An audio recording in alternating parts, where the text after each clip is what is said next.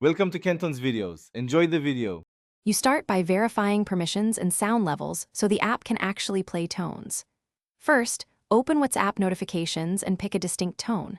Once done, make sure device volume sliders, media and notifications, are up and do not disturb is off.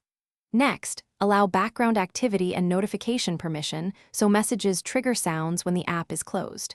Finally, disable aggressive battery optimization for WhatsApp. Otherwise, the system may mute alerts.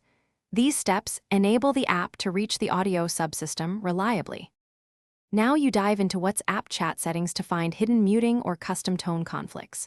Go to any problematic chat and check if mute is enabled or a silent custom tone is set.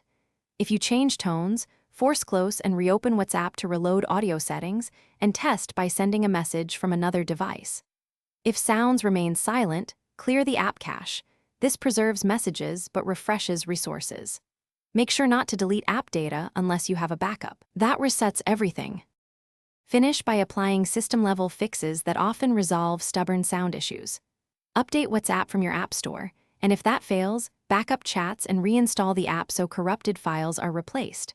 Also check if audio is routed to Bluetooth or a paired device. Make sure speaker output is selected. If problems persist, reboot the phone into safe mode to rule out third-party conflicts or test another user profile on the device. If none work, one key tip: reinstall only. Thanks for watching. Consider subscribing if we helped you.